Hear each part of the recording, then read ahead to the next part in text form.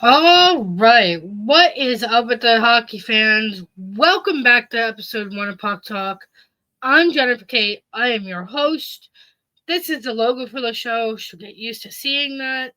I'm very excited to have you here. We're going to talk all things NHL, such as the Stadium Series, the Artemi Panarin trade, the Barry Trotz situation, the Gavin McKenna situation, the Tampa Bay versus the Florida Panthers line brawl, and all things Olympics, you name it, we're going to talk about it here on Puck Talk. But before we go forward, make sure you follow Puck Talk on Instagram, puck_talk_pod on the Instas. And same thing for TikTok. I am working on the other platforms, but I am struggling a little bit with the social media accounts. So that is being worked on. So let's get right into the show, shall we? I am very excited for this. Welcome to episode 1 again. And let's start off with the NHL Stadium Series walk-in outfits. We have quite a few to show from different angles. We have the jerseys. We have it all here on Puck Talk. So this is the first walk-in outfit of the Tampa Bay Lightning at Raymond James Stadium. So they are dressed up as, if you understand American football, you may recognize that uniform. That is the uniform of the Tampa Bay Buccaneers of the NFL. So, if you're a football fan, you enjoyed this walk-in outfit. As someone who's not the biggest fan of football, this for me isn't that big of a deal, but I understand the meaning behind it, and I'm here for it. All right, let's see if I can find the Bruins one. 1 second. Okay, so this is not the Bruins one, but going off the Tampa Bay Lightning, which is the photo I just showed you, this is their head coach. That is John Cooper. He looks like a mafia boss. This is awesome. He's a legend. Everybody loves him. Even if your team absolutely despises this team, this man's a legend, and no one can tell me otherwise. All right. Now let's see if I can find the Bruins one. Okay, not the Bruins again. I gotta find it. But this, going along with the Tampa Bay Lightning theme, this was their game jersey. Now, this is absolutely sick. 10 out of 10. Would recommend. This is sick. If you look at the lettering on it, the TBL, it looks like ice cubes. It looks like ice. That is awesome. This is awesome. I love the different shades of blue. I like the incorporation of a little bit of white because ice can be different shades of blues and whites. So this is awesome. This. More teams take notes. Take notes. Whoop.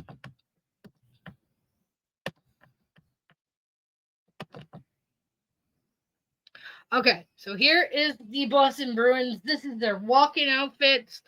A little piece of history here. If you know American history, if you know, you know.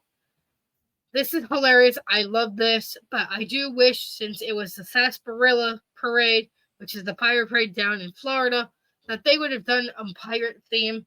But I understand the history behind it. I love it. I think it's fun. I think it's interesting. I think it's unique and different, and I'm here for it.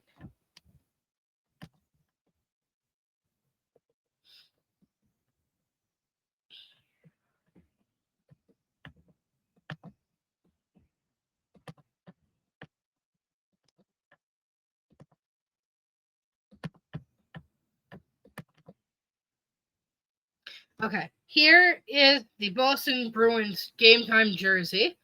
I love the logo. So the lettering and the bear, that is like one of their OG things. I absolutely love it. I like the white and I like the black. I am not a fan of the yellow color. I think it looks like mustard. I think it looks really weird and different. I mean, different in a unique way, to say the least. But the color is yucky. The color is just disgusting. The logo itself, the black, the white, the bear, their OG color palette, I get it, but not for me particularly. All right. So we saw the walking outfits. Now let's talk about the game itself. So this was outside at Raymond James Stadium in Florida. The NHL has done a phenomenal job with the Stadium Series games with different teams at different outdoor location, the way originally hockey was intended to be played is outdoors. Why do you think Canada, the original OG hockey place, has all the outdoor arenas? Because that's the way hockey was intended to be played.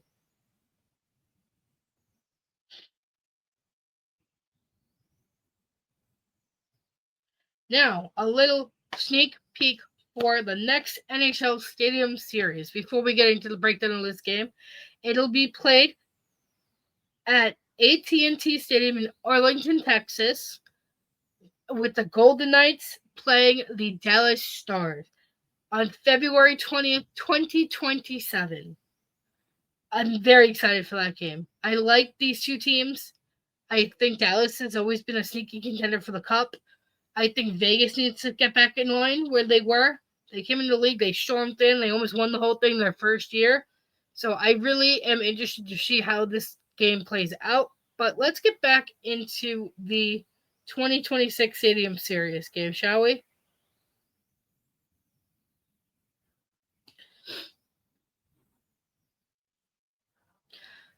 Let's kind of go over the breakdown of the game. So the Tampa Bay Lightning won in a shootout after coming back from a 4-goal deficit. Now, for those of you who are not hockey fans or don't really understand the hockey world, being down 4 goals at the end of the game is bad. That's not a usual thing that teams come back from. So the fact that the Tampa Bay Lightning came back from that is quite literally a miracle on ice. Now, if you know some of the main player names, this name is going to sound very familiar to you. Mr. Nikita Kucherov. He had a 4-point game, which is really, really good. And Tim McGraw performed at the intermission. Now, if you know country music, you know that guy. Again, I did not get to watch the game as I was at work, but the final score of this Tampa Bay and Boston Bruins game was 6-5, with the Lightning being down 4 goals. So, comeback of a lifetime. And congratulations to the Tampa Bay Lightning as they are now undefeated in outdoor games. I believe it's 3-0, but congratulations to them. We're going to be moving on to our next topic, which is Barry Trotz stepping down as the Preds GM.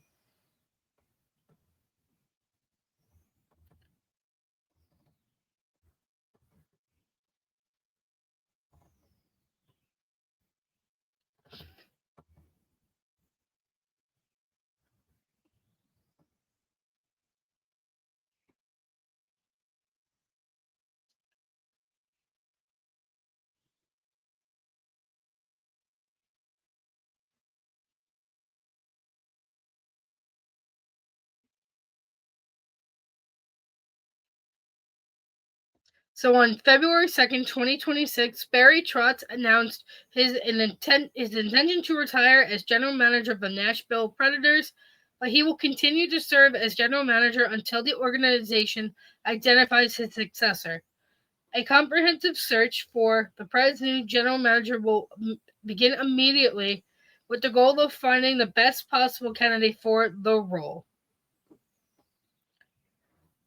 And now, here's the thing. Trotz will assist in this process of finding a new GM. Trotz became the second general manager in Preds history on July 1st of 2023, succeeding David Poley, Nashville's original GM. Trotz modernized the franchise hockey operations department while creating organizational depth in one of the NHL's top prospect pools, positioning the team for long-term sustained success. But after 40 years in the professional sports and 26 within the National Hockey League, including the past 3 as general manager of the Nashville Predators, he said that he would be stepping away at the conclusion of his 2026-2027 contract. Now, if you guys know and you guys have watched the National Hockey League over the last several years, you will know that team has been struggling severely given the fact that they have so much talent right now, including the likes of Steven Stamkos, Brady Shea, and many others. They somehow lack any depth, and they lack their team having that bond, that chemistry, that understanding of one another. And Barry Trotz did his best given what he was given, but unfortunately, even with them trading for Steven Stamkos in an absolute blockbuster trade, it still was not enough to make the Preds relevant again. And whoever the next GM becomes, they have their work cut out for them. But we wish Barry Trotz nothing but the absolute best as he goes to retirement after 40 years, and 26 of those being in the NHL. So, Barry, we wish you and your family a happy retirement, and we wish you nothing but the best. As you guys know, if you're an Islanders fan, he was your coach for many years. So, congratulations on an amazing career from him. But let's kind of move forward with this situation down here.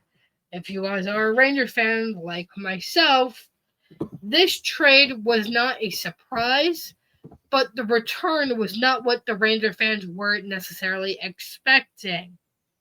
Now, before we get too much into the actual trade, let's go back in time a little bit and talk about how we got here.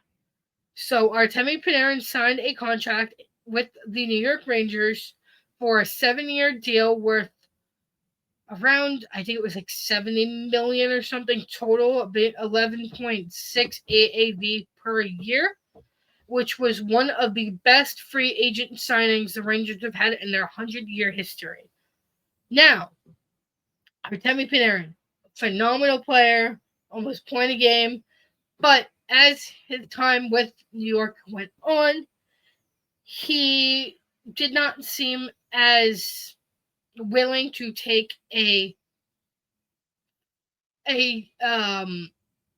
hometown like discount type deal. He wasn't willing to negotiate with the Rangers. The Rangers offered him a longer contract, less money, and he refused. So basically, right before the deadline for the Olympic break freeze, where basically, if you don't know what that means, the players, any NHL player cannot be moved, traded, etc. during that extended period of the 2 weeks that they are over in Italy for the Olympics. So right before the freeze, the Rangers had a conversation with Artemi Panarin, basically making it clear to him that at the end of his contract, which would come up at the end of this season, they would not be renewing his contract and would not be re-signing him to a deal. So he would either have to accept the trade or wait it out and the Rangers get nothing for him at the end of the contract. But here's where things get a little more difficult. The Rangers, who, when they signed Artemi Panarin, gave him a full no-move clause, which, again, for you fans who maybe don't understand what that means, I'm going to explain it.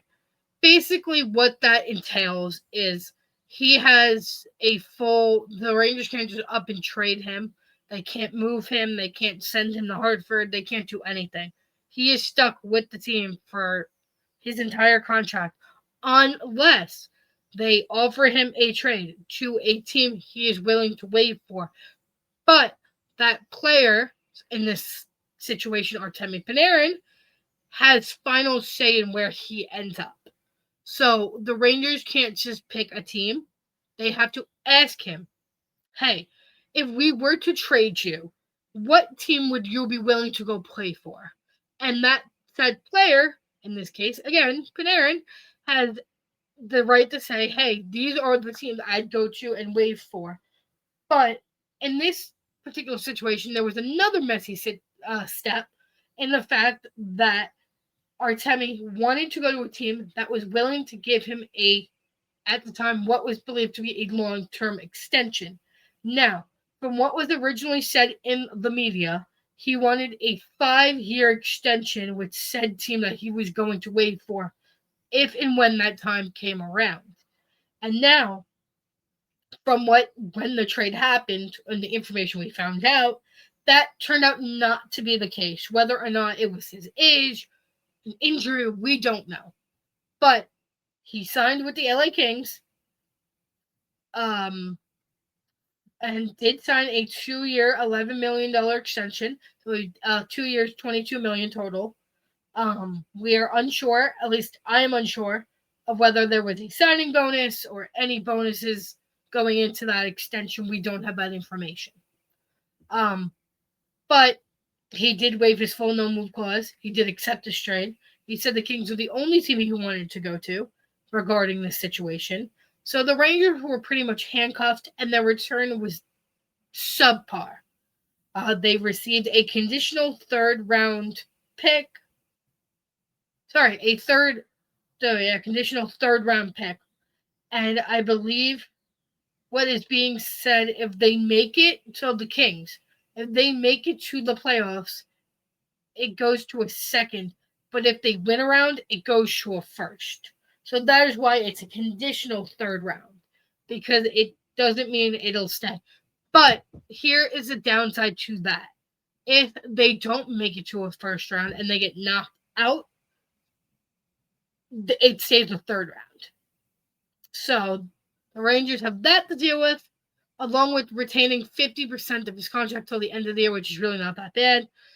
Kings did take the other half of that contract, so it gave the Rangers a little wiggle room. But here is the upper side of this. Well, it's not a perfect scenario play out. It is better than what could have happened. They did get a prospect who is in the OHL. He's 18 years old. He plays for the Ontario Spitfire or something of that nature, I believe. He is the captain of that team. He is 18-year-old Liam Greentree. If you do not know this kid, I highly recommend you look him up and look up his stats. So, according to what was just posted, he has 300 points in just a little over 220 games played in the OHL, which is beyond what most kids at that level do. So, congratulations to him, and huge congrats to the Rangers, because if they can somehow move him from the OHL down to Hartford, because again, I don't recommend he come up here right away to the Rangers, just because he is so young. He still has so much developing, and it's different playing in the OHL versus the AHL. So give him time to adjust, give him time to learn that system. But I think the Rangers, if they can make that happen and they can develop this young stud the right way, this kid could be good for the Rangers. Could be really, really good. But again, we won't know until that point. But that is the Artemi Panarin trade situation. Obviously, the Ranger fans were intending to get a lot more for him. So I'm assuming, from what I saw on social media, Ranger fans were pretty unhappy with the return.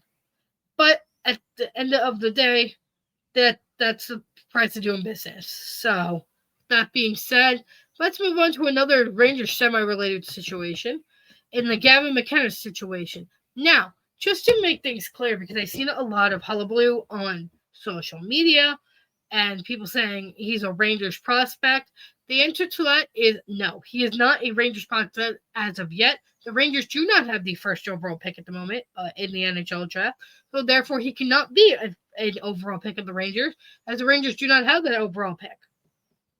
So, If you don't know this player, his name is Gavin McKenna. He's a young player who is playing currently for Penn State in college.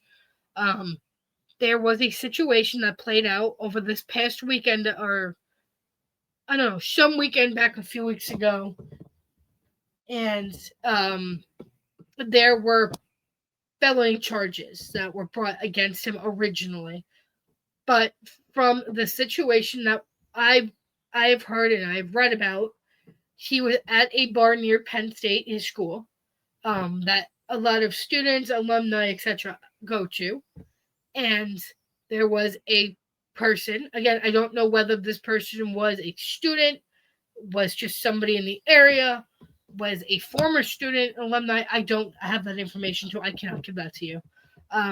He basically, from what was said, approached McKenna inside the bar at the time and was commenting and saying very negative things about McKenna's mother and family. And now there was some records believe that this was McKenna's family member. We again do not have evidence that is the case, but that is one of the rumors that are circulating. Again, I don't know how true that is, but regardless, that does not matter in this situation because this person was going after McKenna's mother and family and saying really horrible things. And this said person was kicked out of that particular bar and he did leave. So, again, they thought it was over and done with. Apparently, that was not the case. And this said person did come back and they did go ahead and wait for McKenna to leave said bar. And McKenna did later come out, believed to be somewhat under the influence of alcohol, which obvious because they were at a bar.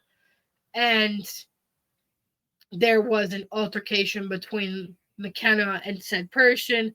And from the rumors that were circulating, again, this is alleged. This is may not be true. We don't know. We were not there. This is what's come out in the media that McKenna did go ahead and hit this person and knocked them unconscious. There was felony charges. There was assault charges. There was harassment, stalking, a bunch of other charges. But the major felony for assault that could have landed McKenna if convicted of said crime could have landed him up to 20 years in jail. But that charge, that one felony charge has been dropped. So that is off the board. Now, there are minor charges for assault, stalking, harassment, etc. that, from what I know, he has no criminal record, McKenna. It's probably going to be a slap on the wrist. It's probably going to be community service, a fine, maybe a no contact order of some sort. And that'll probably be that. Maybe a very small amount of jail time, if any at all. I really doubt it's going to be anything like that. But who knows? Because nothing has officially been confirmed yet. This is all alleged information. Penn State College did put out saying there was an altercation and that originally they had brought charges against McKenna, but the major felony charge they brought McKenna because there was apparently alleged altercation on both sides that alleged felony has been dropped from his record. So with that being said, we hope this situation gets better and we hope McKenna can continue to play for Penn State without further incident. All right, there is one more situation we have to talk about before I end this episode. I know it's not an hour long, but I do have to go to work soon, so I do have to end this soon. Tampa Bay versus Florida Panthers line brawl. It was the other night. There was 100 and something penalty minutes, 19, I think, penalties total, a bunch of ejections, fines. So this is not the first situation we had of this. There was one back in December that ended in over 170 minutes. And then there was another one in preseason in October where they had over 236 penalty minutes total between these two teams. Multiple ejections, multiple suspensions, fines. staff ejections, you name it. These two teams have been going at it all season. This is such a fun rivalry. In my personal opinion, I know I'm getting a lot of hate for this. This is a better rivalry than the Rangers and the Islanders. Yeah, that is my personal opinion. But with that being said, I'm going to go ahead and wrap this episode 1 up. I know it's not an hour long like it's supposed to be, but I don't want to get into all things Olympics just yet because there's not really much to get into. So I will say that for next week, once the games have started, there'll be a little bit more hockey related stuff that I can talk about. So with that being said, again, make sure to follow Puck Talk on Instagram at puck_talk_pod. It'll be the same exact name for TikTok as well. Again, thank you so much for watching Puck Talk. I really appreciate it. There's a logo for the show, so get used to seeing it. And I will see you guys in episode 2 of Puck Talk next week here on my YouTube channel and soon to be Puck Talk YouTube channel coming soon. You guys have a great night, stay safe, and enjoy the NHL break that is due to the Olympics. And I will see you guys back here next week with any more information. If not, the following week when the Olympics conclude and the NHL does start to come back. Until then, stay happy, stay healthy, and take care. Have a good night.